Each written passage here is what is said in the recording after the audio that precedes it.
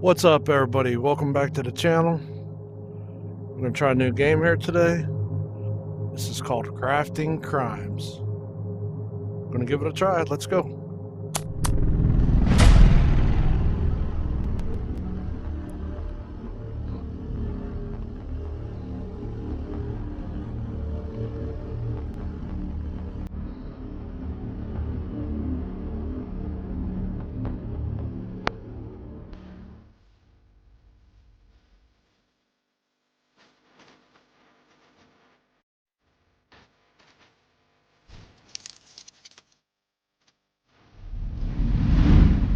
Hi, I'm Carol, and I'm a storyteller with a miniature twist. For years, I've been combining my passion for model making with my interest in true crime. From unsolved murders to infamous, I've recreated real-life crime scenes in miniature, layer by layer, object by object, to see if there are any hidden clues in the tiny details that might reveal a missing piece of the puzzle.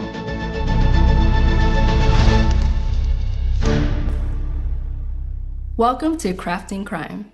Today, you and I are going to recreate a scene from one of the most infamous unsolved murders in American history, the Lizzy Borden house.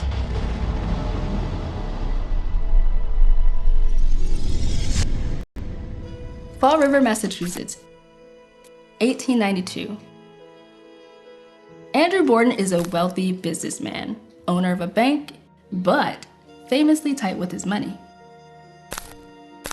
His daughters Emma and Lizzy lost their mother when they were young. Andrew remarried Abby, a stepmother they never truly accepted and still called Mrs. Borden. Andrew helped Abby's family financially, which reportedly frustrated his daughters. Imagine your father helping his new in-laws while denying you certain comforts. A kind of thing that could easily create resentment, envy, and a strained household dynamic.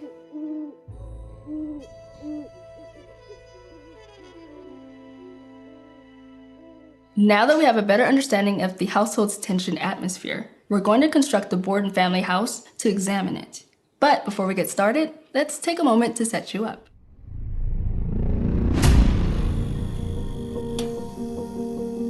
When beginning a new case, I like to start with the floor plan. It's the literal foundation of a location and sometimes of a story.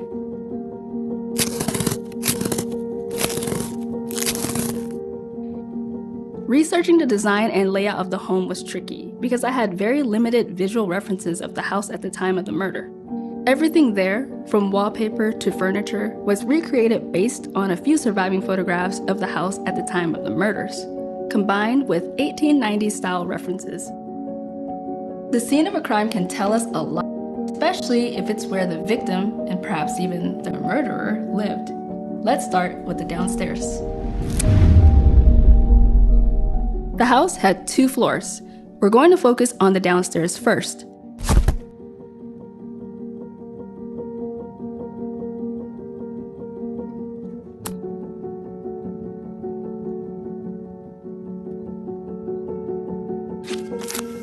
This front entry was guests' first impression of the house.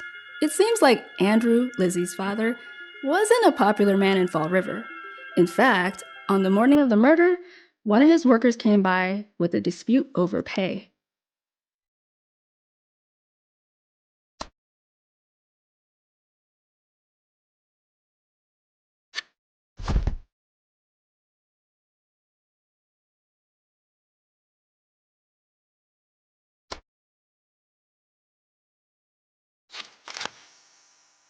The pantry for storing food.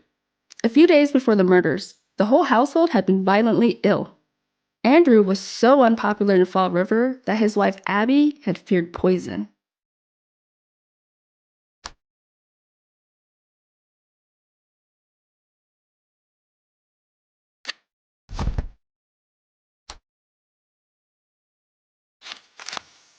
The dining room. The 2 daughters rarely ate with their father and stepmother.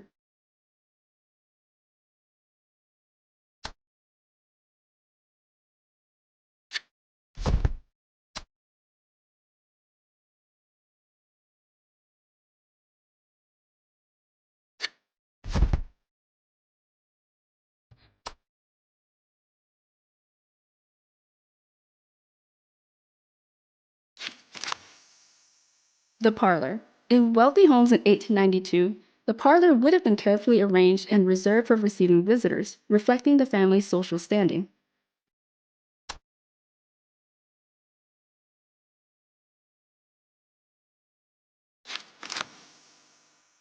The kitchen. The cooking was done by the Borden's maid, Bridget Sullivan, an Irish immigrant they called Maggie. You might notice one room is missing. The heart of the story.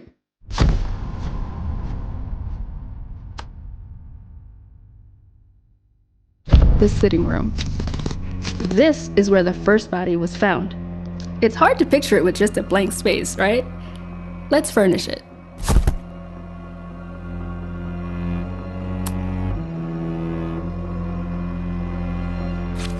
On the hot morning of August 4th, at about 10:30 a.m., Andrew Borden returned from a trip into town and decided to lay down on the sofa for a nap. The next time anyone saw him, he was dead.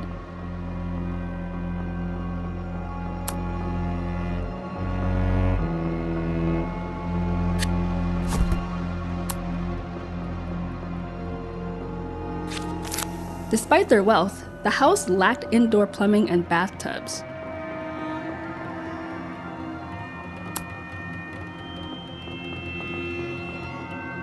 Unlike the parlor, the sitting room was a private space for the family.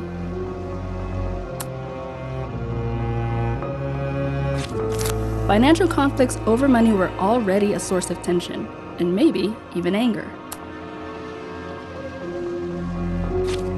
The daughters wanted to move to a more modern home, but their father remained tight-fisted with his money. Time to paint in the blood. A gruesome but crucial part of scene reconstruction, as it tells us a lot about the crime.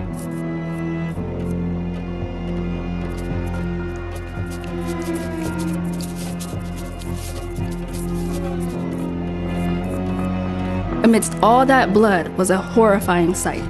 Mr. Borden on the couch, brutally murdered, hacked to death with a sharp object. Later during the murder trials, prosecutors exhibited his skull. He'd been struck multiple times in the head with a hatchet. The brutality shocked the entire nation. But Andrew Borden wasn't the only murder at the house that day.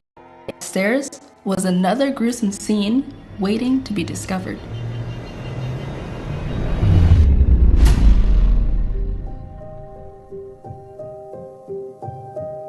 Upstairs was a little bit more complicated.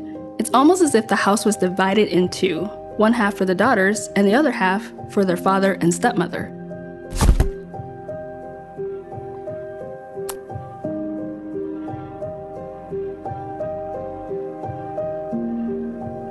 This staircase led to the daughters' rooms, the guest room, and a closet.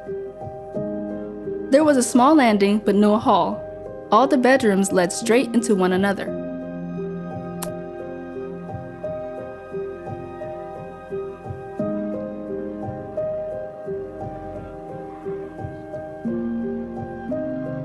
Lizzy's father and stepmother lived at the back of the house, with a separate staircase that led straight to their room from a side door. Lizzy's room. Despite the family's wealth, these bedrooms were small. Living this close with tension already high, it wouldn't be hard for resentment to build, or to turn into something worse.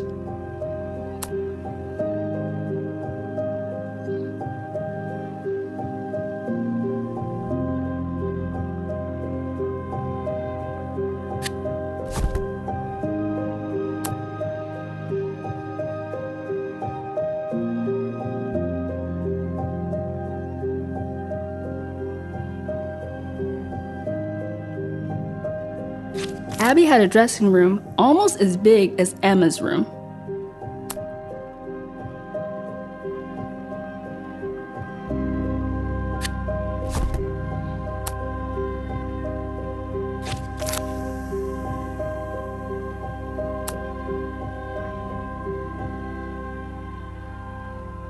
Emma's room. On the day of the murder, Lizzy's older sister Emma was away on a trip.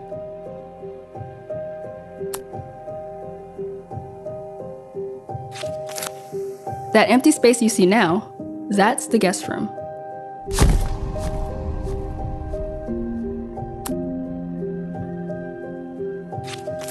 After finding the first body downstairs, one of the witnessing neighbors ventured upstairs, and to their shock,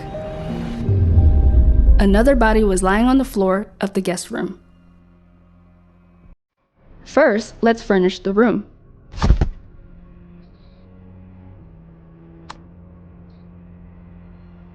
Lizzy's maternal uncle John was visiting at the time and was staying in the guest room.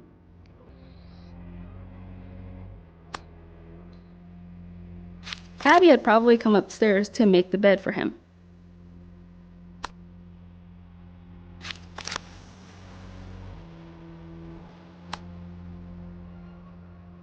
Here, between the dresser and the bed, is where Abby Borden's body was found.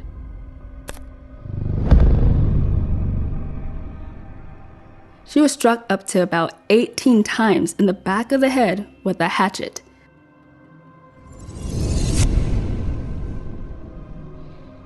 The model is nearly finished. Now just the roof and the attic. That's where Maggie, the maid, lived.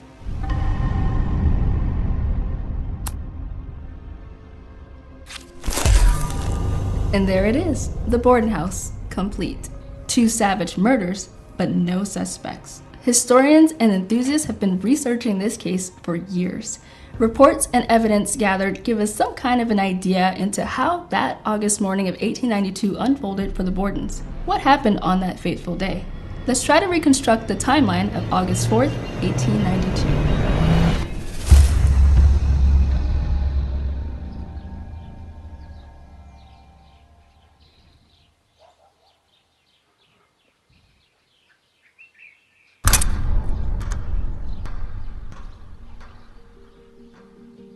August 4th began routinely. It was a sweltering day. The maid likely woke up early to start her chores. Andrew, Abby Borden, and their visitor, Uncle John, likely eat breakfast together in the dining room. Nothing out of the ordinary so far.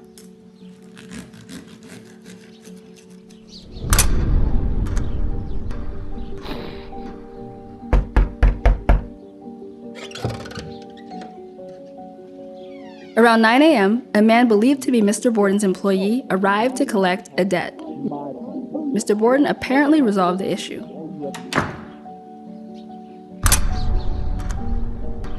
About a half an hour later, he and John, Lizzy's uncle, are said to have left into town. Abby Borden heads upstairs to the guest room to make the bed.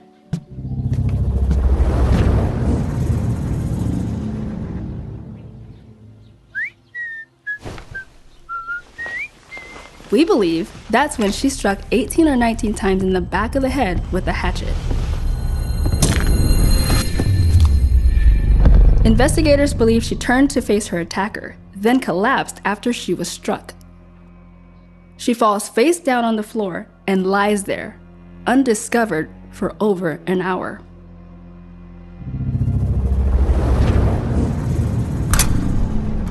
"10:30 a.m.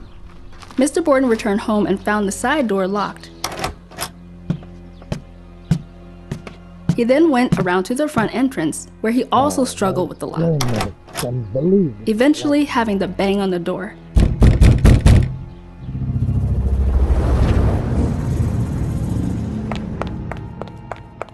Bridget rushed to open it.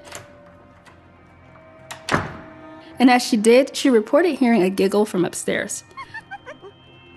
Looking up, she saw Lizzy at the top of the staircase. At some point, Andrew makes his way to the sitting room and decides to take a nap.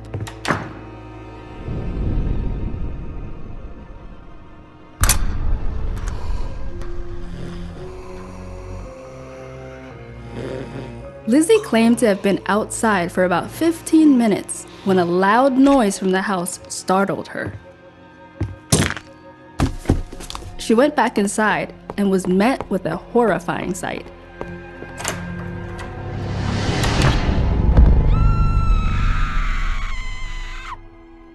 Her father on the couch, brutally murdered, hacked to death by numerous blows. Then Lizzy calls out, "Maggie, come quick! Father's dead. Somebody came in and killed him." In a panic, Lizzy instructed Bridget to alert the neighborhood doctor. Neighbors soon gathered, and the Borden residence transformed into a chaotic scene. At this point, Abby was nowhere to be found. Until someone checked upstairs and found her body. After that, things start to move quickly. Police arrived, but the scene had already been compromised by foot traffic. Authorities sweep the home looking for evidence, and they find an axe with a seemingly freshly broken handle in the cellar. The axe would later be used at the trial, where they used it to line up against molds made of the Borden skulls, but it was ultimately ruled out as the actual murder weapon.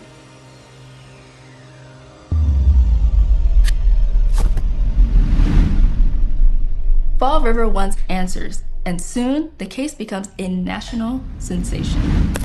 Lizzy gives conflicting testimonies. First, she said she was in the barn, then she was just out back, and Maggie claims she was napping upstairs and heard nothing. Before long, Lizzy would become a suspect. Shortly after that, she was caught cutting up a dress she claimed had paint on it and was planning to burn. Suspicious because old clothes back then would have been repurposed for cleaning rags. A week later, Lizzy is arrested, accused of the double murder of her father and stepmother. The trial begins almost a year later, and it's a media circus, but the prosecution struggles. No weapon, no witnesses, no blood-stained clothes. At the time, many doubted a woman could commit such violence. On June 20th, 1893, after just 90 minutes, the jury returns its verdict: not guilty. Lizzy is acquitted and walks free. She remains in Fall River, where she and Emma move into a big house on the hill, just like they seemingly always wanted. Emma would eventually move out, and Lizzy would continue living the rest of her life there as the woman many still believe got away with murder. To this day, the Borden murders remain one of the most well-known unsolved crimes in American history.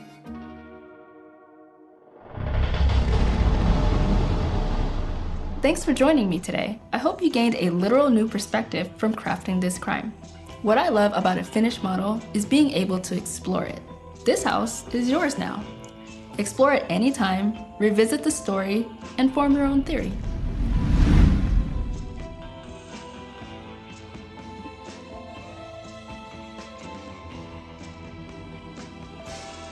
All right, everybody, if you like what we do here, like, subscribe, comment, ring the notification bell so you get notified of our newer videos. And thank you very much for being here. Till next video.